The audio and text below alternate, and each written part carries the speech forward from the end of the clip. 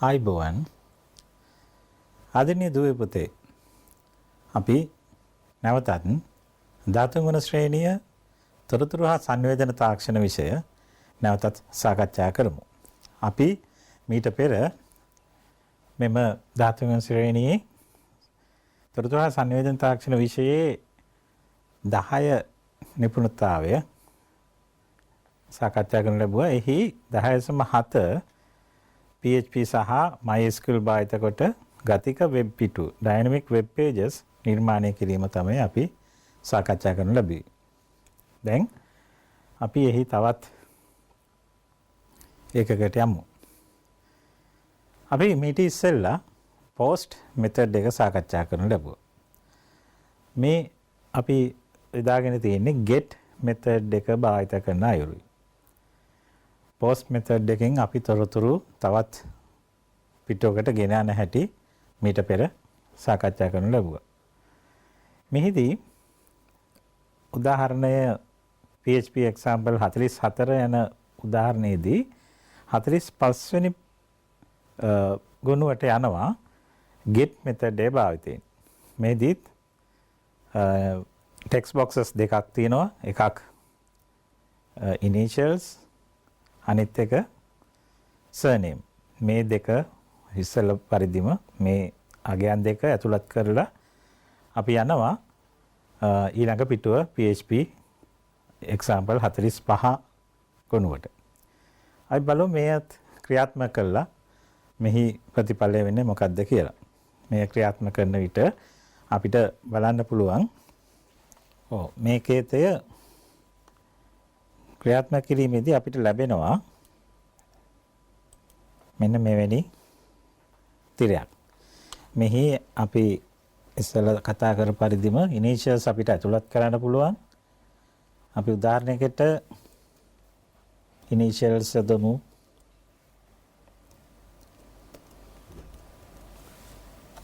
surname එක බණ්ඩාර.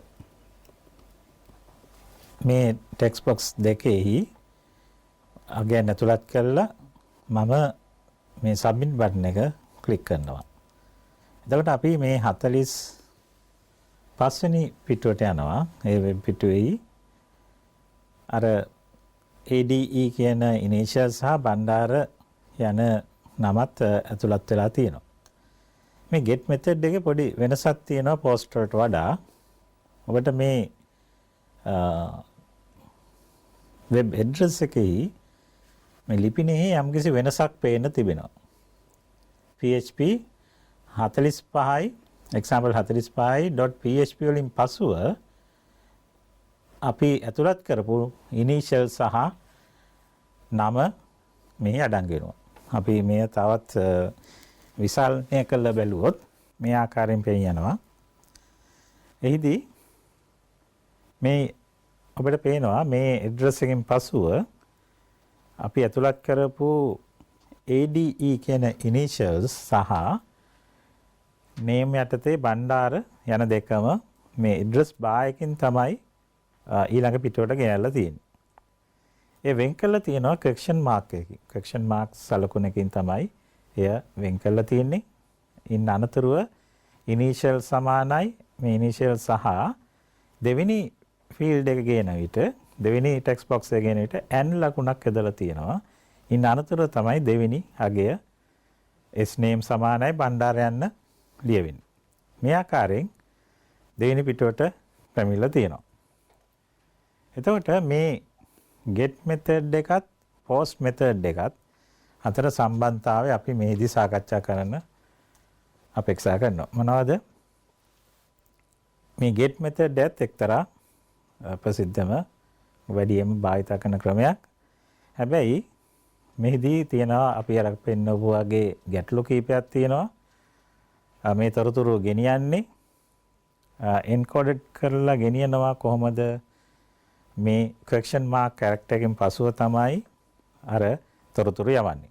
ඒ වගේම ඒ browser එකේ මේ server log ඒ කියන්නේ post එකට වඩා වෙනත් ක්‍රමයකට මොකද්ද මේ address bar එකේ අර ලිපිනයත් එක්ක තමයි මේක ගෙනියන්නේ. ඒ ගෙනියන නිසාම අපිට තනින් තව ගැටලුවක් ඇති වෙනවා. යවන්න පුළුවන් සීමාවක් ඇති වෙනවා.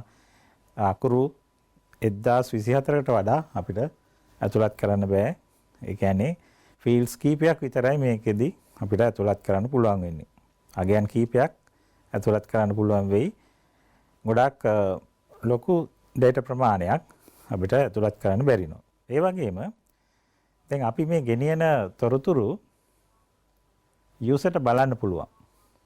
දැන් මේ ආකාරයෙන් ඊළඟ පිටුවේ address bar එකේ තොරතුරු අඩංගු වෙනවා. ඒක නිසා අපිට එනවා ගැටලුවක්. අපිට password එහෙම නැත්නම් තවත් මොකක් හරි සංකීර්ණ තොරතුරු අපිට කවුරුත් දැකිය යුතු නැති තොරතුරු තිබෙනවා නම් අපි ඒවා මේ get method එකෙන් යවන අනිත් පිටුවට යවීම ගැටලුවක් වෙනවා. මොකද password එකක් දකින්න පුළුවන් අපේ userට ඒ ළඟ ඉන්න වෙනත් කෙනෙකුට ලේසියෙන් බලන්න පුළුවන් password එකක්. මේ get method එක යටතේ අපිට binary data යවන්න බැරි වෙනවා. උදාහරණයකට image එකක් අපිට යවන්න බැරි වෙනවා. ඒ විශාල වැඩි. ඒ වගේම word document එකක් වගේ තොරතුරක්, ඒ කියන්නේ binary values අපිට යවීම ගැටලුවක් වෙනවා. අර යවන format එක නිසා. මොකද්ද question mark එකයි ඒ වගේ text information යවන්නේ. නමුත් binary value එකක් ඔය විදිහට යවා ගන්න බැරි වෙනවා. ඒ වගේම අපි මීට පෙර $_post යන්න යොදාගත්ත තොරතුරු ලබා ගන්න මෙහිදී $_get යන්න භාවිත කරනවා එහි තොරතුරු ලබා ගන්න. ඊට සාපේක්ෂව post method එකක් බැලුවොත් post method එකේදීත් අපි අර වගේම තොරතුරු ඊළඟ පිටුවට ගෙනියනවා. අපි ඊළඟ පිටුවට මේ තොරතුරු ගෙනියන්න පුළුවන් post එකනොත් ඉස්සෙල්ලා අපි භාවිත කර විදිහටම මෙහිදී HTTP method එකක් වෙනවා. මේකත් ප්‍රසිද්ධ වැඩිම භාවිත කරන ක්‍රමයක්. ඒකම මේ header එක HTTP header එක යටතේ තමයි මේ තොරතුරු යවන්නේ. අර address bar එකත් එක්ක නෙවෙයි මේ තොරතුරු එන්නේ. ඊට වඩා හොඳ ක්‍රමයකින් තමයි තොරතුරු ඇතුළත් වෙන්නේ. මෙහි data විශාලත්වයේ පිළිබඳ එච්චර ගැටලුවක් නෑ. අපිට විශාල ප්‍රමාණයක තොරතුරු ඇතුළත් කරන්න පුළුවන්. මේ පිටුවක සිට තවත් පිටුවකට ගෙනියන්න පුළුවන්. ඒකම අපිට පුළුවන් ASCII අකුරු වගේම binary values අපිට ඇතුළත් කරන්න පුළුවන්. මේ ක්‍රමයේදී post method එක භාවිත කරන විට ඒකම මේ HTTP header එකේ තියෙන security එක, ඒ කියන්නේ එහි තියෙන අපිට ගැටලුවක් නැතුව ඒක භාවිත කරන්න පුළුවන් winning hackersලට වෙනත් කෙනෙකුට අපිට ඇතුල් වෙන්න බැරි නම් ඒ තොරතුරු වලට මේ හොඳම protected method එකක් වෙනවා. ආරක්ෂා සහිත ක්‍රමයක් වෙනවා. ඒ කියන්නේ HTTP header එක HTTP protocol එක මැදට කවුරු හරි ආවේ නැත්නම් මේ තොරතුරු user කෙනෙකුට ගන්න බෑ. වෙනත් කෙනෙකුට ගන්න බෑ මේ ක්‍රමයේදී. ඊට වඩා get method එක විවෘතයි. ඒ වගේම අපිට ඒ නිසාම අපිට protected information රහසිගත තොරතුරු පැහැදිලිව මේ ක්‍රමයෙන් යවන්න පුළුවන්. අනික අපි ඉස්සෙල්ලා අපි භාවිත කරා වගේම $post යන්න මේ මගින් අපිට මෙහි තොරතුරු ලබා ගන්න පුළුවන්. අපි ඊළඟට බලමු අපේ මේ අපි දැන් මෙතෙක් සාකච්ඡා කරමු මේ දක්වා සාකච්ඡා කරපු තොරතුරු එක්ක බැලුවම අපිට පුළුවන් දත්ත සමුදායකක එක්ක වැඩ කටයුතු කරන සිස්ටම් එකක් හදන්න. මේ පද්ධතියක් අපි හදලා තියෙනවා. තොරතුරු පද්ධතියක්, සිසුන්ගේ තොරතුරු පද්ධතියක්. අපි ඉස්සෙල්ලා මීට පෙර සාකච්ඡා කරපු දත්ත සමුදායම භාවිත කරමින් මේ සිස්ටම් එක හදන්න පුළුවන්. මේදී මේ තමයි මුල්ම පිටුව. අපි මේ ක්‍රියාත්මක කරලා බලමු. මේ පිටුව ක්‍රියාත්මක කිරීමේදී අපිට ලැබෙනවා මෙවැනි තිරයක් පළමුවෙන්ම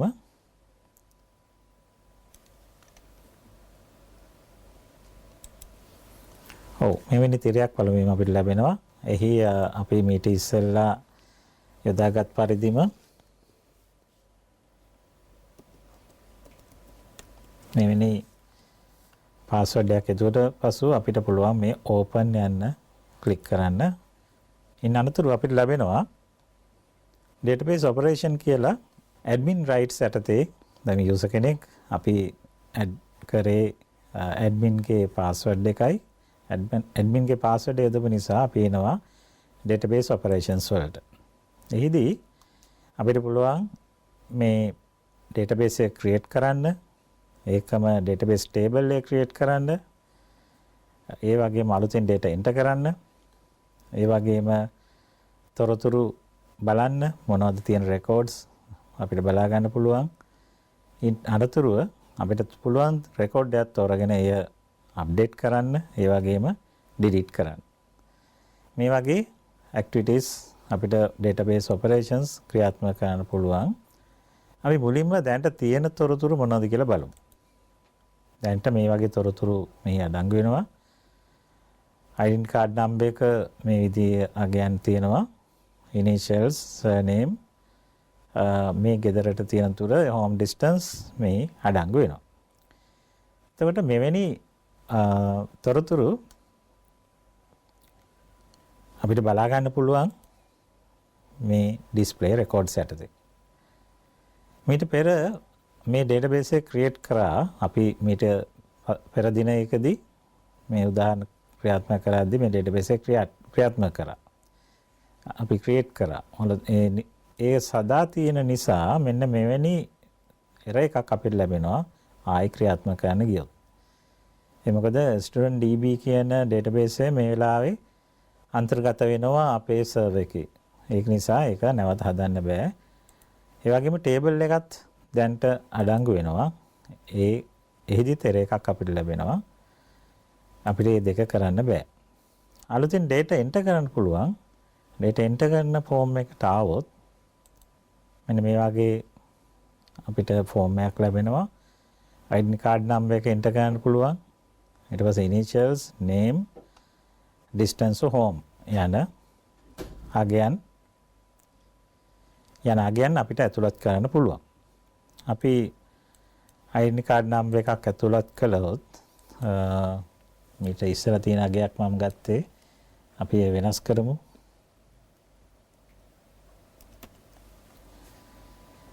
අකුරු 12ක් ඉලක්කම් 12ක් පමණයි මේ තිබිය යුත්තේ. ඔව්. නිවැරදි අගයක් වෙනවා. අපි ඊට පස්සේ නමක් ඇතුළත් කරමු.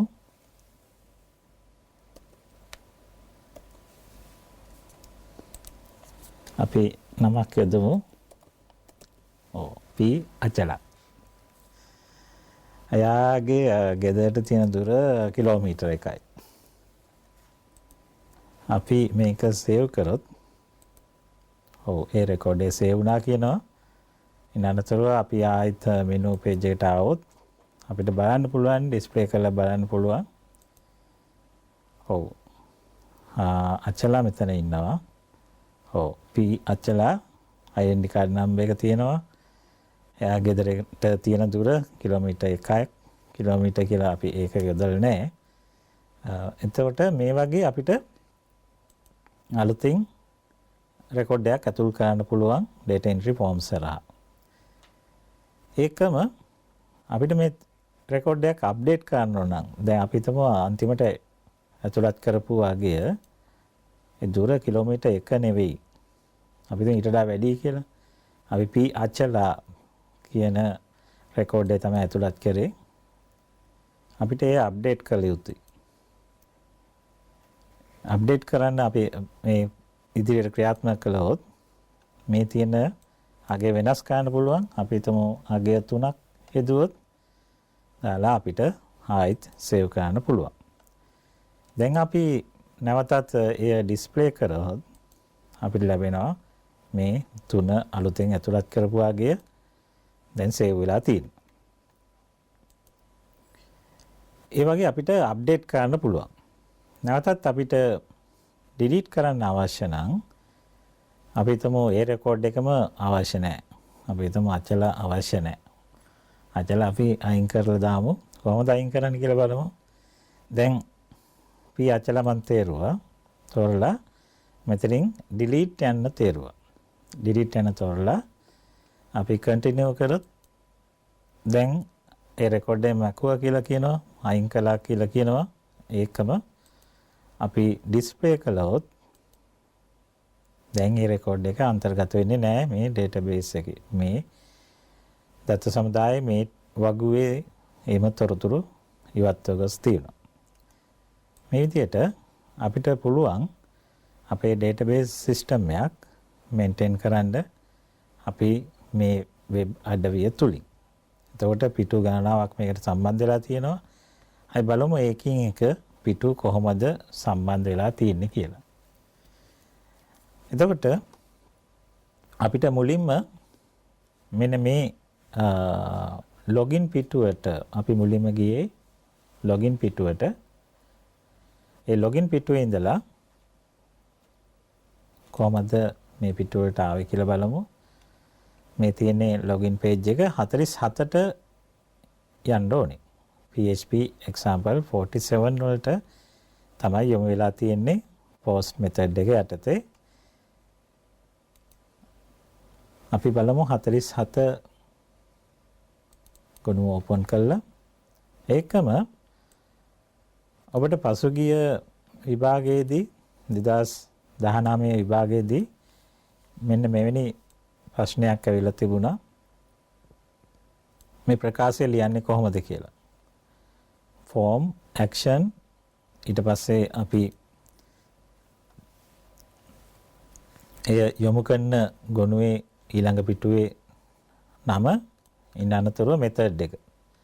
මේ method එකට මෙතන දෙකක් තියෙන්න පුළුවන්, එක්ක post එක්ක get. මේ දෙකෙන් එකක් අන්තර්ගත වෙන්න පුළුවන්.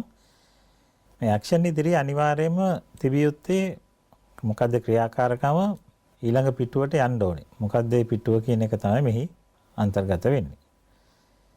දැන් ඔබට ලේසියෙන්ම එවැනි ප්‍රශ්නයකට උත්තර දෙන්න පුළුවන්. අපි බලමු ඊළඟ පිටුවේ කොහොමද ක්‍රියාත්මක වෙන්නේ කියලා. අපි මේක ඉස්සෙල්ලත් මේක තරම සාකච්ඡා කරා. ඒක නිසා ඉක්මනින් බලමු නැවතත්. මේ username සහ password යන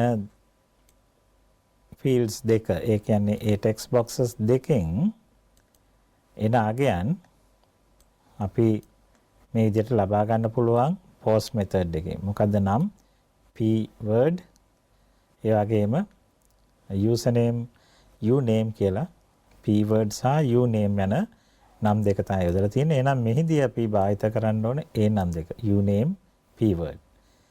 ඒ $post යටතේ ඒ නම් වලින් අපි අගයන් අරගෙන මේ ගුණයේ පහසුවෙන් පාවිච්චි කළ හැකි වෙන පරිදි අපි variable දෙකකට යොදාගෙන තියෙනවා.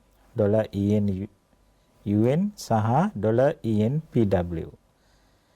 ඉන් අනතුරුව මේ right levels මුලින්ම ස්ථානක් යොදලා තියෙන්නේ, initialize කරලා තියෙනවා.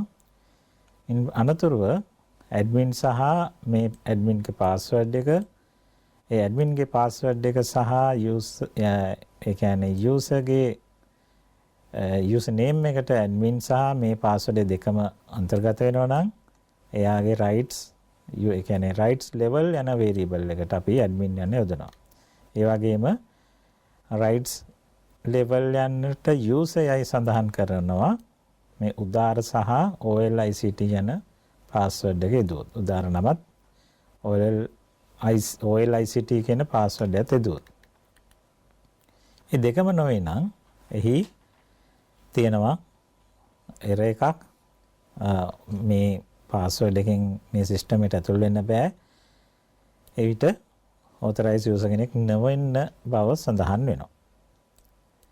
ඉන් අනතුරුව මේ අපි ලබාගත් අගය අනුව rights level එක අනුව ඉන් අනතුරුව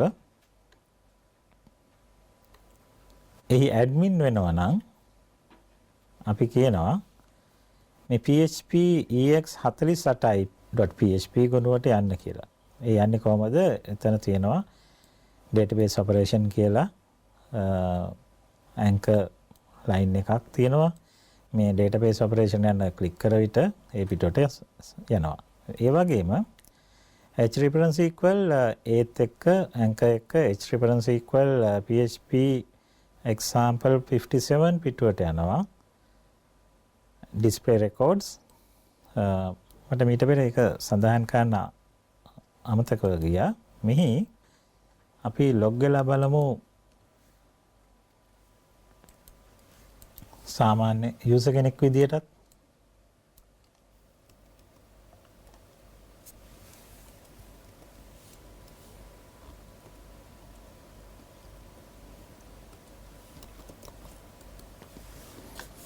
ඒ කියන්නේ උදාර යන පාස්වර්ඩ් එකකින් යදුවොත්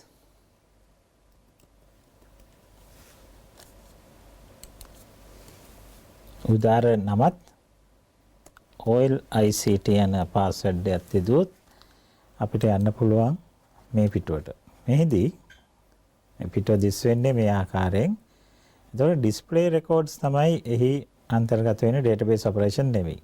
ඒ සමගම මේ තොරතුරුත් සීමා කරලා තියෙනවා. identity card number එක එහි පෙන්වන්නේ නැහැ. සමහරට මේ ළමයෙක් නිසා එයාට ඒ තොරතුරු අවශ්‍ය නොවේ කියලා අපිට ඒ වගේ සීමා කරන්න පුළුවන්. එවැනි කාර්යයක් කරනු ලැබුවේ අර මෙහිදී යොමු කරේ තවත් වෙනත් ගුණයකට මේ 48 පිටුවේ තියෙන ඩිස්ප්ලේ පිටුව නෙවෙයි මේ වෙනත් 57 තියෙන වෙනත් පිටුවක්. ඒ මේ පිටුවට යවෙනවා මේ වෙනත් user කියන level එකේ user කෙනෙක් ආවොත් එයාට යොමු වෙන්නේ මේ වගේ ඩිස්ප්ලේ එකක්. එහිදී එයා දකින්නේ යම් කිසි සීමා සහිත තොරතුරු ටිකක් පමණයි මේ පද්ධතියෙන් ලබා ගන්න පුළුවන් වෙන්නේ. එසේ නොවන නම් ඒ අවස්ථා දෙකම නොවනවා නම් මේ සිස්ටම් එකට ඇතුළත් වෙන්න බෑ. අවසානයේ මේ වගේ ප්‍රකාශයක් developed by Department of IT NI යන්න දී වෙනවා. ඉන්න අනතුරු අපි බලමු මේ 48 වෙනි පිටුව 48 වෙනි පිටුවේ මොකද්ද අන්තර්ගත වෙන්නේ කියලා. 48 පිටුව සරල පිටුවක්. එහි තියෙන්නේ anchor line තියෙනවා 5ක්. එහි create student database ඒ වගේම table එක create කිරීම student information table එක create කිරීම PHP example 49 තමයි ඒ database එක create කරන අවස්ථාව තියෙන්නේ.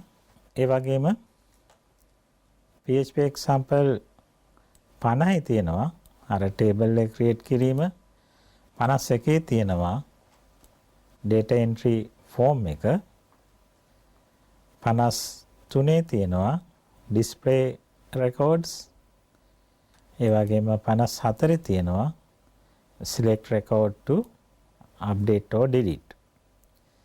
ඒ බලමු මේකින් එක කොහොමද ක්‍රියාත්මක වෙන්නේ කියලා. මේ 49 සහ 50 කියන පිටු මේ දෙකම අපි ඉස්සලා පෙර දිනයක සාකච්ඡා කර පරිදිමයි මේ ගුණ තියෙන්නේ. database සැදීම මේ ඔබට අන්තර්ජාලයෙන් NI website එකෙන් download කරලා මේ පිටු නැවත බලන්න පුළුවන්. 49 සහ 50 වෙනසක් නැහැ. ඉස්සෙල්ලා අපි සාකච්ඡා කර පරිදිමයි. 51 පිටුව data entry form එක දිහා බලමු. 51 පිටුවේදී එයත් ගොඩාක් ගැටලු සහගත නෑ ඔබට. අපි මේ ඉස්සෙල්ලා සාකච්ඡා කරපු තොරතුරුමයි මෙහි තඩංගු වෙන්නේ. nick යන්න input text එකක් input type equal text ඒකට නමක් දීලා තියෙනවා. ඒ වගේම initials වලට ඒත් text type එකේ input එකක්. ඒ වගේම ඒකට නමක් දීලා තියෙනවා s init කියලා. ඉන් අනතුරුව name වලටත් s name කියලා තියෙනවා. ඒ වගේම distance to home යන්නට name equal කරලා තින h distance කියන එකෙන් h disk කියලා අගයක් මේ අන්තර්ගත කරලා තියෙනවා. ඒකම submit බටන් එකට වැලියු එකක් යොදලා තියෙනවා. වැලියු එකක් යදුවොත් මොකක්ද සිදු වෙන්නේ? මෙන්න මේ තියෙන අගය ඒ බොත්තම උඩ දිස් වෙනවා. අපේ බටන් එකේ send and save කියන තොරතුරු එහි දිය වෙනවා. ඒක නිසා අපිට යමක් බොත්තම උඩ ලියවිය යුතු නම් මේ විදිහට අපිට වැලියු එකක් යොදන්න පුළුවන්. ඒ වගේම ටෙක්ස්ට් බොක්ස් එකකදී වැලියු එකක් යදුවොත් ආරම්භයේදී යොදන වැලියු එක ටෙක්ස්ට් බොක්ස් මත අන්තර්ගත වෙනවා. අපේ මේ ඉන්පුට් ටෙක්ස්ට් ටයිප් එකේ ඉන්පුට් එක ඇතුළත් වෙනවා අපි මුලින්ම යොදන අගය. එහෙම අවස්ථාවක් මෙහි නැති නිසා අපි මොනවත් වැලියු එකක් යොදලා නැහැ. ඉන්න අනතුරුව මෙහි සඳහන් පරිදි අපි මේ ලස්සන කිරීමට ටේබල් එකක් යොදලා තියෙනවා. මෙය එකෙල්ල කිරීම සඳහා ඒ ටේබල් එක අවසන් වුණ පසුව ෆෝම් එක අවසන් වෙනවා. ඒකම ඊට පෙර මේ රීසෙට් බටන් එක සහ අර සබ්මිට් බටන් එක දෙකම මේ අන්තර්ගත වෙනවා. රීසෙට් බටන් එකට වැලියු එකක් යොදලා නැහැ. ඒක නිසා රීසෙට් යන්නම දිස් වෙනවා. ඉන්න අනතුරුව අපි මේ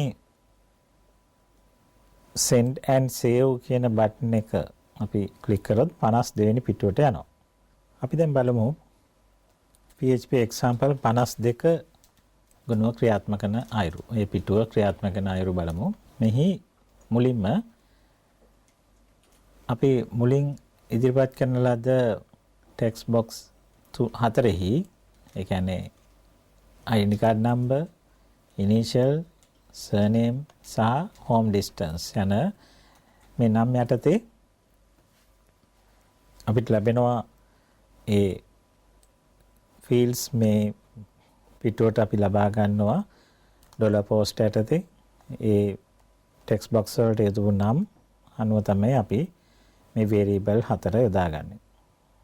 student ID card number එක, student initial, st init, st name, student surname එක සහ home distance යන HODIS යන්නට ආදේශ කර ගන්නවා. ඉන් අනතුරුව දැන් අපි දත්ත සමුදායේ ඇති අපේ එම ගුණුවට තොරතුරු අතුල් කරන්න යන්නේ, insert කරන්න යන්නේ. කොහොමද මේ අලුත් තොරතුරු හතර insert into SQL එක මගින් අපි ඇතුළත් කරනවා. ඊට පෙර මෙහි මුලින් මීට පෙර සාකච්ඡා කර පරිදිම ඒ දත්ත සමුදාය ඕපන් කරගන්නවා. ඒ කනෙක්ටිවිටි එක හදා ගන්නවා. ඉන්න අනතුරුව මේ SQL එක දිහා බලමු. SQL එකේ මොනවද ලියවෙන්නේ? insert into st info අපේ ටේබල් එකේ නම ඊට ඇතුළත් කරනවා මොනවද fields st nick init surname h distance මේක තමයි අපේ database table එකේ තියෙන fields හතර. ඒ ඇති අපිට ලැබුණු අගයන් ටික ඇතුළත් කරන ආකාරය බලමු. values යටතේ මේ මුලින්ම තියෙන st nick යන්නට අපි මුලින් ලබාගත් $st nick යන්න අපි යොදා ගන්නවා. $st nick යන්නේ සඳහන් වෙන variable එකේ තියෙන අගය තමයි මෙහි ආදේශ වෙන්නේ. මේ දෙපැත්තේ තියෙන single quotes මගින් අපිට අර මීට පෙර උදාහරණය පසුගිය දවසක අපි සාකච්ඡා කරපු පරිදි ටෙක්ස්ට් එකක් ලියන විට දෙපැත්තේ single quotes යොදනවා වගේම දැන් මේ single quotes යොදනවා. මොකද මේ double quotes මෙන්න මෙතෙක් දක්වාම එනවා. මේ ප්‍රදේශයේ දිගටම ඒ quotes දෙකක් යෙදෙන අවස්ථා, ඒ කියන්නේ double quotes එනවා මෙතෙක් දක්වාම. ඒක ඇතුළත single quote එකක් යෙදෙනවා. මේ මෙතනත් එය අනිත් පැත්තෙත් යෙදෙනවා. සකමාව සහ මේ නැවතත් මේ single quotes යෙදෙනවා. ඒ ඊළඟ initials වලට. ඒ වගේම ඔයාලට බලන්න පුළුවන් initials වලටත් දෙපැත්තෙම single quotes යෙදෙනවා. ඒ වගේම surname එක දෙපැත්තෙත් single quotes යෙදෙනවා. හැබැයි එච්චර ඩිස්ටන්ස් යන්න දෙපැත්තේ සිංගල් කෝට්ස් දෙන්නේ නැහැ. ඒකට හේතුව මෙය සංඛ්‍යාත්මක අගයක්. මේ ෆීල්ඩ් එකේ තියෙන සංඛ්‍යාත්මක අගයක් නිසා එහි සිංගල් කෝට්ස් යොදන්නේ එය සංඛ්‍යාවක් විදිහටම ඇතුළත් විය යුතු නිසා. ඉන් අනතුරුව මේ ක්වයරි එක ක්‍රියාත්මක කරනවා. ඒ සාර්ථක වෙනවා නම් අසාර්ථක වෙනවා නම් මෙහි මැසේජ් එක ඩිස්ප්ලේ වෙනවා. එහෙම නැත්නම් ඒ සාරියට සාර්ථක වෙනවා නම් අපිට ලැබෙනවා මේ මැසේජ් එක new record created successfully කියන මැසේජ් එක අපිට ලැබෙනවා. ඉන් අනතුරුව අපේ මේ ටේබල් එක මේ දස සමුදායට තියෙන ඩේටාබේස් එකේ තියෙන කනෙක්ටිවිටි එක නවත්තනවා. ඉන් අනතුරුව අපි මේන් පේජ් එකට මේන් මෙනු පේජ් එකට යන්න අපි මේ පිටුවට ලින්ක් එකක් හදලා තියලා තියෙනවා. මේ විදිහට තමයි මේ ගුණව ක්‍රියාත්මක කරන්නේ. මේ පිටුව ක්‍රියාත්මක වෙන්නේ. අපි බලමු මේ data entry form එක 51කින් පස්සේ 52ට ගියා. ඊට පස්සේ ඩිස්ප්ලේ තියෙනවා 53 යටතේ. අපි 53 පිටුව ක්‍රියාත්මක වෙන හැටිත් බලමු. 53 පිටුවේ මේ විදිහට ලියවිලා තියෙනවා. අපි ඉස්සෙල්ලා වගේම ඩේටාබේස් එකට කනෙක්ටිවිටි එක හදාගෙන ඒ ඕපන් කළා. මෙහිදී අපි මීට ඉස්සෙල්ලා පසුගිය දිනක සාකච්ඡා කර පරිදිම තමයි මේ ක්‍රියාත්මක වෙන්නේ. ඒ ටේබල් එකේ ඇති තොරතුරු අපිට ලබා දෙනවා. ඊට අමතරව මෙහි තිබෙන්නේ මේන් මෙනු එකට යන්න මේ ඇන්කර් ටැග් එකක් යොදලා තියෙනවා. ඊට අමතරව යට සඳහන් වෙනවා developed by Department of IT යන්න H6 විශාලත්වයෙන් ඩිස්ප්ලේ වෙනවා. මේ තමයි ඩිස්ප්ලේ යටතේ තියෙන පිටුව. ඉන් අනතුරුව අපි බලමු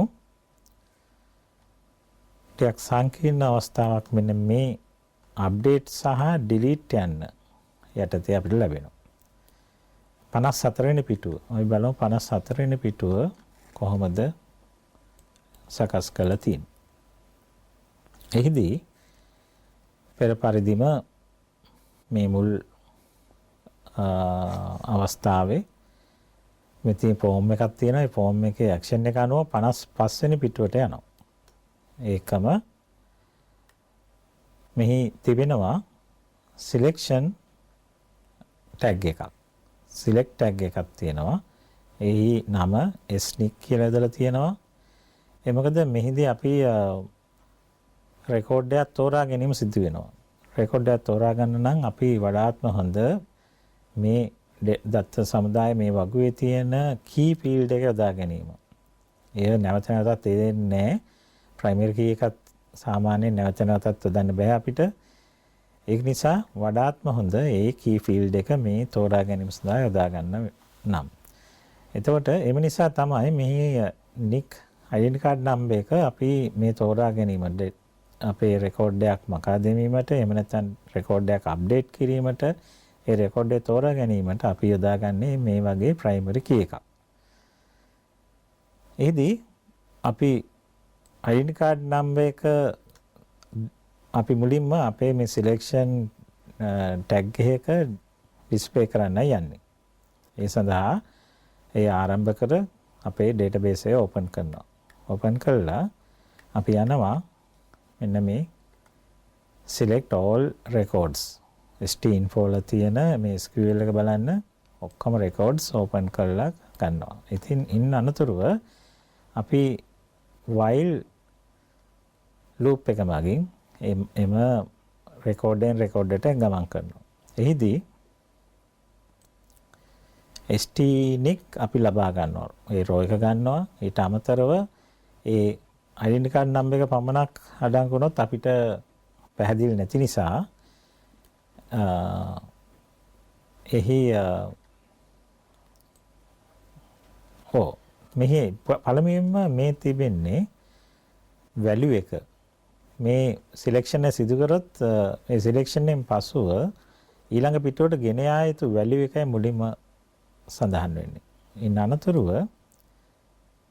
අනතුරුව තියෙන්නේ මේ ST-nick display කරන අගය ඊට අමතරව initials සහ surname යන දෙකත් අඩංගු කරලා තියෙනවා. නැත්නම් අපිට ඒවා අඩංගු නොවෙනෝ නම් අපිට මේ රෙකෝඩ් එක හරියට හඳුනා ගන්න අමාරුයි. අපි ID card number එක කොලයක ලියාගෙන ඇවිත් මේ පරීක්ෂා කළ යුතුයි. නමුත් ඊට වඩා පහසුයි දැන් අපිට නමයි ඉනිෂියලුත් ඒ සමගම පෙන්වුම් කරනවා. ඉන් අනතුරුව මේ කනෙක්ෂන් එක අවසන් කරනවා. දැන් අර select tag එක අවසන් වෙනවා. මේ කියන්නේ මේ database action එක යටතේ. මේ කියන්නේ මේ database එක open කරලා මේ table එක open කරලා නැවත නැවත records වලට යන ගමන් අපි මේ select tag එක සම්පූර්ණ කරගන්නවා. ඒ මගින් අපිට ඒ select tag එකේ තියෙන අවයව option යටතේ අපි ලබාගෙන තියෙනවා. මේ එක option යටතේ ඒ කාර්යය සිදු කරලා තියෙනවා. ඉතින් අනතුරුව මේ තියෙන්නේ update or delete යන operation දෙකෙන් අපි මොකද්ද භාවිත කරන්න යන්නේ. ඒ සඳහා අපි යොදාගෙන තියෙන්නේ option button දෙකක්. radio මෙහිදී අපි යොදාගෙන තියෙන්නේ radio button දෙකක්. බලන්න UDOP කියන name එක යටතේ values දෙකක් update සහ delete. මේ ඔබට පැහැදිලි ඇති මේ ඉතින් අපි සාකච්ඡා කරා මේ වන්නක්. ඒ වගේම ඉන්න අනතුරුව continue submit button එකේ value එක උදලා තියෙනවා continue යන්න. ඉන් අනතුරුව මේ පිටුව අවසන් වෙනවා. ඉන් පසුව අපි බලමු ඊළඟ පිටුව ක්‍රියාත්මක කරන ආකාරය. ඒ කියන්නේ මේන් පසුව අපි යොමු කරනවා 55 වෙනි පිටුවට. ඒ බලමු 55 පිටුව. ඒ කියන්නේ example 55 යන්න කොහොමද ක්‍රියාත්මක වෙන්නේ කියලා බලමු. 55 පිටුවේදී අර selection යටතේ snic අපි ඒ අගය තෝරාගත් අගය selected stnic student identity card number යන මේ $SC stnic යන variable එකට අපි යොදා ගන්නවා. ඉන් අනතුරුව අපි බලනවා option button වල සමහරට තෝරාගෙන නොතිබෙන්න පුළුවන්. ඒක නිසා if condition එකක් යටතේ මේ තෝරාගෙන තිබෙනවද කියලා බලනවා. ඒ යම්කිසි අගයක් ඇතුළත් කර තිබෙනවා නම් ඒ අගය අපි ලබා ගන්නවා. මොකද්ද SCOP යන්න. SCOP යන්නට අපි ගන්නවා අර delete ද එහෙම නැත්නම් update ද යන්න. ඒ delete වෙනවා නම් අපි මොකද්ද කරන්නේ? මෙතන තියෙනවා delete යටතේ අපි ලියන්න ඕන කළ යුතු කාර්යය මොකක්ද යන්න. update යටතේ මේ SCOP update යනට සමාන වෙනවා නම් update යටතේ නම් ඒ record එක update කරා යන්න සඳහන් වෙනවා. නමුත් එය ක්‍රියාත්මක වෙන්නේ පසුවයි. අපි බලමු කොහොමද ඒක වෙන්නේ කියලා. මුලින්ම මේ connectivity එක හදා ගන්නවා. ඉන්න අනතුරුව බලන්න SCOP update වෙනවා නම් මොකද්ද කරන්නේ? මෙහිදී SQL විධානය බලන්න අපි මුලින්ම කරන්නේ මේ stnic අපි තෝරාගත් අගයට සමාන වෙන රෙකෝඩ් එකට ගමන් කරනවා. ඒ රෙකෝඩ් එකට ගමන් කළා එහි අගය ටික අපි ලබා ගන්නවා. මොනවද?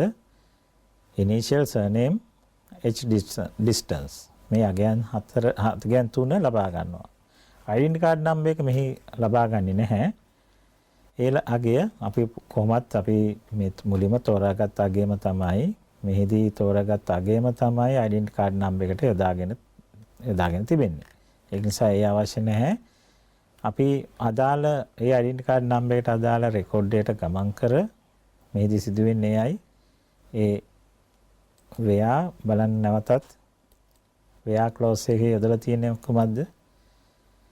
stnic මේ selected student identity card number එකට සමාන වෙනවා නම් අන්නේ රෙකෝඩ් එකට යන්න කියලා තමයි මේ සඳහන් වෙන්නේ. ඒ රෙකෝඩ් එක පමණයි තෝරාගන්නේ. එහි ඇති අගයන් ටික අපි මේ විදිහට ලබා ගන්නවා. ඒ අගයන් ටික ලබාගෙන අපි පසුව අප්ඩේට් විධානය ක්‍රියාත්මක කරනවා.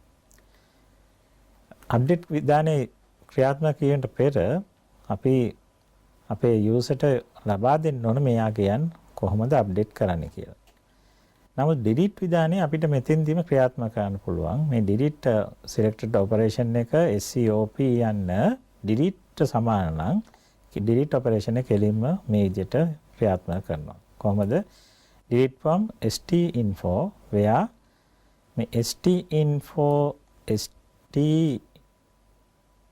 identity card number student identity card number එක අපි මේ selected student identity card number එක අපි තෝරාගත්ත අගයට සමාන වෙනවා නම් අන්නේ රෙකෝඩ් එක මකා දමන්න කියන SQL විධානය මෙහි අඩංගු වෙනවා. ඉන්න අනතුරුව නැවතත් අපි එනවා ෆෝම් එකකට. මේ ෆෝම් එකේ තියෙන මොකද්ද? මේ ෆෝම් එකට එන්නේ නැවතත් SCOP අප්ඩේට් සමාන නම් තමයි. අප්ඩේට් සමාන වෙනවා නම් මේ ෆෝම් එක අපි ලබාගත් අගයන් ඇතුව තමයි මේ දිස් වෙන්නේ. ඒ කොහොමද? මේ හැම ටෙක්ස්ට් බොක්ස් එකකටම අපි කිව්වා ටෙක්ස්ට් බොක්සස් වලට වැලියුස් ඉදු වෙන්නේ නැහැ කියලා. නමුත් මෙහිදී බලන්න වැලියු යොදලා තියෙනවා මොනවද? අපි ඩේටාබේස් එකෙන් ලබාගත් අගයන් තමයි මෙහි යොදලා තියෙන්නේ. ඒ නිසා අපි ඩේටාබේස් එකෙන් ලබාගත් අගයන් මෙහි දිස් වෙනවා. ඉන් අනතුරුව කෙනෙකුට ඒවා වෙනස් කළ හැකි වෙනවා. ඉන් අනතුරුව මේ ෆෝම් එකත් යනවා සේව් කරන්න. ඊළඟ යොමු කරනවා අපේ ෆෝම් එක. කොතනද මේ ෆෝම් එක පටන් ගන්නෙ? මේ ෆෝම් එක පටන් ගන්නවා මෙතෙන්දී. මේ ෆෝම් එක පටන් ගන්නවා මෙහිදී PHP EX56 ගුණුවට යොමු කරලා තියෙනවා. අපි බලමු 56 පිටුවේදී මොකද සිදු වෙන්නේ කියලා. 56 දී මෙම අගයන් හතර නැවතත් ලබා ගන්නවා. ලබාගෙන එය අපේ තත් සමුදායේ අදාළ වගුවේ තැන්පත් කිරීම සිදු වෙනවා. කොහොමද? update stinfo මොනවාද?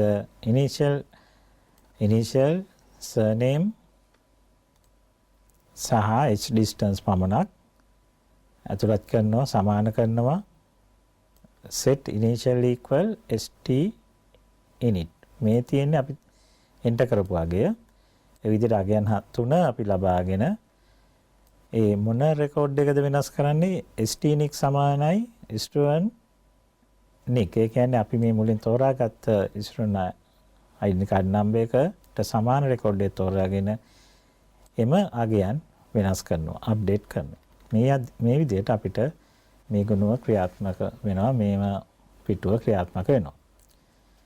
ඉන් අනතුරුව 57 තියෙන්නේ අර ඩිස්ප්ලේ මෙනු එකක්. identity card අංකෙන් නොමැතුව ඩිස්ප්ලේ වීමක් තමයි සිදු වෙන්නේ. අපි බලමු ඉන් ඉදිරියට මේ වැඩසටහන ක්‍රියාත්මක වෙන අයුරු. මේ ইনফরমේෂන් සිස්ටම් එකේ මේ වගේ පිටු රාශියක් අඩංගු වෙනවා. ඒ පිටු ටික අපි එක එක ක්‍රියාත්මක වෙන අයුරු බැලුවා. ඒ වගේම ඔබට නැවතත් අපේ ජාතික අධ්‍යාපන ආයතනයේ වෙබ් අඩවිය www.ni.lk හි vmaterial යන පිටුව තුලින් මේවා ඔබට භාගත කරන්න පුළුවන්. ඒත්සේ භාගත කිරීමක් කර ඔබට නැවතත් ක්‍රියාත්මක කරන්න පුළුවන්. එසේ ඔබ ක්‍රියාත්මක කර බලන්න. ඉන් අනතුරු අපි ඉක්මනින්ම බලමු වෙබ් අඩවියක් ප්‍රසිද්ධ කර නඩත්තු කරන අයුරුත්. මේ 10 නිපුණතාවයේ අවසාන ඒකකය වෙන්නේ නිපුණතා මට්ටම වෙන්නේ මෙයයි. එහිදී අපි බලමු කොහොමද වෙබ් අඩවියක් ප්‍රසිද්ධ කරන්නේ. මෙහිදී local publishing කොහොමද අපේ කම්පියුටරේම එහෙම නැත්නම් ඉන්ට්‍රානෙට් එකක කොහොමද පබ්ලිෂ් කරන්නේ? මෙහිදී අපිට හෝම් පේජ් එකක් හදා ගන්න ඕන. හෝම් පේජ් එකක් මේ කුඩා හෝම් පේජ් එකක් මෙහි අඩංගු කරලා තිනවා. මෙහි මොකද්ද තියෙන්නේ? අපේ අර සිස්ටම් එක PHP EX46යි SIS කියන පිටුව. මේ පිටුවට යොමු කරලා තියෙනවා මේ anchor tag එක. මේ anchor මගින් anchor tag එක මගින් මේ පිටුවට යොමු වෙනවා. මේ ගොනුව අපි සේව් කරනවා index PHP ලෙස. මෙසේ සේව් කරොත් මෙහෙම තැන්පත් කිරීම සිදු කළොත් අපිට පුළුවන් එකවරම අපේ මේ වෙබ් අඩවිය ක්‍රියාත්මක කරන්න.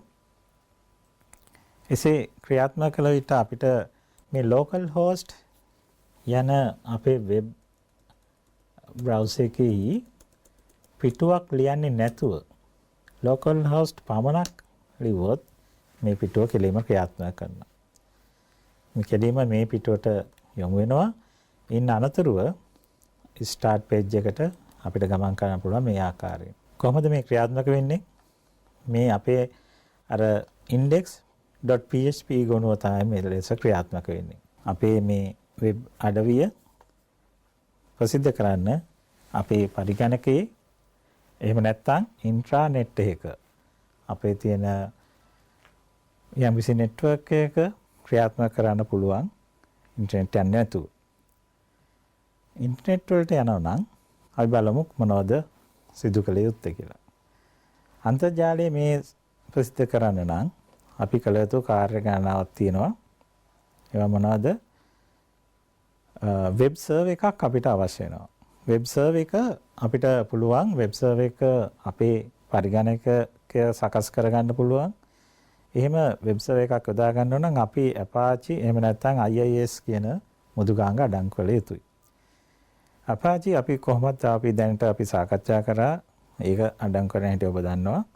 Windows සර්වර් එකක් වෙනවා නම් මේ IIS අපි යොදා ගන්න වෙනවා. ඉන් අනතුරුව අපේ මේ සර්වර් කම්පියුටරයට ඉන්ටර්නෙට් පහසුකම් අපි ලබා ගන්න ඕන. අන්තර්ජාල පහසුකම් ලබා ගන්න ඕන සර්විස් ප්‍රොවයිඩර් කෙනෙක්ගෙන් අපි ඒ පහසුකම් ලබා ගන්න ඕන. ඒ පහසුකම් ලබා ගැනීමේදී අත්‍යවශ්‍ය කරුණක් වෙනවා මේ ග්ලෝබල් IP එකක් අපිට අවශ්‍ය වෙනවා මේ වෙබ් අඩවිය ප්‍රසිද්ධ කරන්න. එවිට ග්ලෝබල් IP එකක් අපේ ගාව තියෙනවා නම් ඒ කියන්නේ අපි සර්විස් ප්‍රොවයිඩර්ට දන්වන්න ඕන මෙවැනි ග්ලෝබල් IP එකක් අපිට ලබා දෙන්න කියලා. ඒකට යම්කිසි අමතර මුදලක් වුන් ලබාගෙන අපිට මෙවැනි ග්ලෝබල් IP ඇඩ්‍රස් එකක් ලබා දෙනවා. ඉන් අනතුරුව තවත් කාර්යයක් කළ යුතුයි. මේ IP එක යටතේ අපිට මේ අපේ වෙබ් අඩවිය ක්‍රියාත්මක කළ හැකි වුණාට එය වෙනත් කෙනෙක් අපි දකින්නේ ඒ වෙබ් අඩවිය IP එක මගින් එයාලට කියන්න බෑ අපිට IP ඇඩ්‍රස් එක හැමෝටම කියන්න අපහසුයි. ඒ නිසා අපිට සිදු වෙනවා DNS registration එකක් කරන්න. domain name server registration එකක් කළ යුතුයි. ලංකාවේ නම් අපි LK domain registration එකක් අපිට ලබා ගන්න පුළුවන්. ඒ ආයතනයට LK domain ආයතනයට දන්වලා අපිට මෙන්න මේ IP එකට මෙන්න මේ කියන domain නාමය අපිට ලබා දෙන්න කියලා අපිට ඉල්ලීමක් කරන්න පුළුවන්. ඔවුන් මේ කාර්යය කළ පසු අපිට පුළුවන් අපේ domain name එක යොදා ගන්න. ඒ වගේම අපේ මේ වෙබ් අඩවියක් අපි දැන් කතා කරේ අපේ සර්වර් එකක් තුල මේ යොදා ගන්න ආකාරය අපේ සර්වර් එකක් තුල යොදා ගන්න නම් අපිට ගැටලු ගණනාවක් ඇති වෙනවා. මොනවද? මේ කම්පියුටරය දිගටම power on තත්ත්වයේ පවත්වාගෙන තබා ගත යුතු වෙනවා. ඒ සඳහා අපිට හොඳ UPS එකක් අපි භාවිත කළ යුතු වෙනවා. ඒ UPS එක ප්‍රමාණවත් නැතිනම් දවස් කීපයකට power cut එකට ලොකු power cut එකක් සඳහා ලොකු විදුලි ඇනීමක් සඳහා ප්‍රමාණවත් නොවනවනම් අපිට සිදු වෙනවා ජෙනරේටර් එකක් ලබා ගන්න. එයත් ලබාගෙන ඉන් අනතුරු අපිට ලබා ගන්න ඕන හොඳ වෛරස් ගාඩ් එකක්. නැත්නම් අපිට වෛරස් මෙහි ඇතුළත් වෙන්න පුළුවන්. ඒ වගේම firewall පහසුකම් අපිට අවශ්‍යයි. ඒ කියන්නේ unauthorized usersලා මේකට එන්න පුළුවන්. ඒ වළක්වා ගන්න අපිට firewall අවශ්‍ය වෙනවා. ඉන් අනතුරුව මේ අන්තර්ජාල පහසුකම් දිගටම හොඳින් සපයා ගැනීම ඒ සිදුවුවොත් අපිට පුළුවන් මේ පරිගණකය තුළ අපේ මේ වෙබ් අඩවිය සාර්ථකව කරගෙන යන්න, පවත්වාගෙන යන්න. එහෙම නැත්නම් අපිට පුළුවන් සර්විස් ප්‍රොවයිඩර් කෙනෙක් ළඟ තියෙන සර්වර් එක මෙම අපේ වෙබ් අඩවිය ප්‍රසිද්ධ කරන්න පුළුවන්. එහෙම වුණොත් අපිට මේ සර්වර් එක නඩත්තු කිරීමේ ගැටලුවක් ඇති වෙන්නේ නැහැ. එයාලා ඒවා කියනවා. ඒ වගේම ඉන්ටර්නෙට් කනෙක්ටිවිටි එකත් එයාලම වග කියනවා. මේක සමානට ක්ලවුඩ් සර්වර් එකක් වෙන්න පුළුවන්. ඒ නිසා ගැටලුවක් නැතුව දිගටම නඩත්තු වෙනවා. ඒ වගේම අපිට පුළුවන් රිමෝට්ලි මේ සර්වර් එකට ලොග් වෙන්න. අනතුරුව අපිට අවශ්‍ය අපේ වැඩසටහනට ඇතුළත් කරන්න මකාදේම අවශ්‍ය පරිදි එය පාවිච්චි කරන්න පුළුවන් මේ රිමෝට් ලොගින් එකක් භාවිතයෙන්. එතකොට අපි දකින්නේ අපේ ළඟ තියෙන කම්පියුටරයක් විදිහටම මේ අපිට භාවිත කරන්න පුළුවන් වෙනවා. අවසන් වශයෙන් මම සාකච්ඡා කරන්න බලාපොරොත්තු වෙන්නේ මේ කොහොමද free web hosting sites ගැන. මේ කොහොමද මේවයින් අපේ නොමිලේ අපේ වෙබ් අඩවිය ප්‍රසිද්ධ කරන්න යන්න. එහිදී ඔබ Google search වැනි සෙවුම් යන්ත්‍රයක බැලුවොත් මේ වගේ free web hosting sites හොයාගන්න පුළුවන්. මම එකක් තෝරාගෙන Award Space කියන වෙබ් අඩවිය බැලුවොත් අපි මේ විදිහට ඒ පිටුවට යන්න පුළුවන්. එහි මෙන්න මේ පෙන්වන ආකාරයට එයාලගේ ඩොමේන් එක අපිට ලබා ගන්න පුළුවන්. ඒ ඩොමේන් එක මුදල් ගෙවලා අපිට ලබා ගන්න පුළුවන්. එහෙම නැත්නම් සබ් ඩොමේන් එකක් අපිට නොමිලේ ලබා ගන්න පුළුවන්. සබ් ඩොමේන් එකක් කියන්නේ එයාලගේ මේ නමක් එක්ක තමයි අපේ නාමය ඇතුළත් කරන්න පුළුවන් වෙන්නේ. එවැනි නාමයක් එක්ක අපි වෙබ් අඩවියක් සකස් කරා. NIALICT කියලා අපි වෙබ් අඩවියක් සකස් කරා. මේ පිටුවේ තියෙන මේ සබ් ඩොමේන් යටතේ අපිට මේ ඩොමේන් එක රෙජිස්ටර් කරගන්න පුළුවන්. ඒසේ රෙජිස්ටර් කරගත් පසුව අපිට පුළුවන් ෆයිල් මැනේජර් යටතේ මේ තියෙන තිරේ අපිට තෝරගන්න පුළුවන් ෆයිල් මැනේජර්. ෆයිල් මැනේජර් තෝරාගත් පසුව අපිට පුළුවන් එහි ෆයිල් ඉන්සර්ට් කරන අප්ලෝඩ් කරන අවස්ථාවට එන්න. මේ සඳහන් වෙනවා අප්ලෝඩ් බටන් එකක්. ඒ බටන් එක භාවිතයෙන් අපිට පුළුවන් අපේ ෆයිල්ස් මෙහි ඇතුල් කරන්න. එසේ ඇතුල් කර පසු අපිට පුළුවන් මේ වෙබ් අඩවිය ක්‍රියාත්මක කරන්න. මෙහි තියෙන ඩොමේන් නේම් එක අපි කෙලින්ම අපේ බ්‍රවුසර් එකේ ලිවීමෙන් පසු අපිට පුළුවන් අපි මේ ඇතුළත් කරපු ෆයිල් සමග අපේ වෙබ් අඩවිය ක්‍රියාත්මක කරන්න පුළුවන් වෙනවා. මේ ආකාරයෙන් අපිට පුළුවන් free hosting website එකක් භාවිත කරගෙන අපේ මෙම අපි සාදාගත් වෙබ් අඩවිය ප්‍රසිද්ධ කරන්න. නමුත් මෙහි යම්කිසි සීමා සහිත යම් ක්‍රියාවලියන් තියෙනවා. හැමදේම අපිට නොමිලේ ලබා ගන්න බැරි වෙනවා. සමහර අවස්ථාන් සඳහා අපිට ගෙවීම් සිදු කරන්න වෙනවා. නමුත් මූලික කාර්යයන් අපිට නොමිලේ ලබා ගන්න පුළුවන් වෙනවා. අපි උදාහරණයකට අපි MySQL යටතේ database එකක් අපි යොදාගත්තොත් එක database එකක් පමණක් අපිට මේ සකස් කරගන්න පුළුවන් වෙනවා. ඊට වඩා ක්‍රියාත්මක කරන්න දෙන්නේ නැහැ. නොමිලේ අපිට ක්‍රියාත්මක කරන්න අවස්ථාවක් ලැබෙන්නේ නැහැ. නැවතත් අපි අපේ මේ materials අපි මේ ගත්ත supportive materials සියල්ලම මේ www.ni.lk හි vmaterial යටතේ ඔබට ඩවුන්ලෝඩ් කරගන්න පුළුවන්. එසේ ඩවුන්ලෝඩ් කරගෙන නැවත නැවතත් ක්‍රියාත්මක කර මේ ඒකකය හොඳින් අවබෝධ කරගන්න උත්සාහ කරන්න. මෙම supportive material එකින් එක ඔබ ක්‍රියාත්මක කරලා ඉතා හොඳින් අවබෝධ වුණොත් තමයි මේ කාර්ය හරියට ඔබට කරගන්න පුළුවන් වෙන්නේ. ඒ වගේම ඔබට විභාගයටත් ඉතා නිවැරදිව උත්තර සපයන්න හැකියාව ලැබේ. ඉතින් මේ සමගම ඔබට ප්‍රෝග්‍රෑමින් යම්කිසි අවබෝධයක් ලැබුණා. ඒ මගින් ඔබට Python භාෂාවත් ඔබට ලේසියෙන්ම ඉගෙන ගන්න පුළුවන් වෙනවා. ඊළඟ අපි ඉදිරියේදී සාකච්ඡා කරන්න ලබනවා. ඒ වගේම ඔබේ ගැටලු අපේ මේ V Pro යටතේ ඒ පිටුව යටතේ ඔබට ඉදිරිපත් කරන්න පුළුවන්. ඉදිරියේදී අපි ඔබගේ තොරතුරු තවත් ලබා ගන්න ක්‍රමවේදයක් සකස් කර දෙනවා. ඉන් අනතුරුව අපි ඔබ සමග තවත් ගනුදෙනු කරන අවස්ථාවකට ඉදිරිපත් වීමට බලාපොරොත්තු වෙනවා. ඉතින් ඔබ සමග නැවතත් ඊළඟ ඒකකයේදී හමු වෙනු අපේක්ෂාවෙන් අපි අද නවතිනවා. එහෙමනම් ආයුබෝවන්.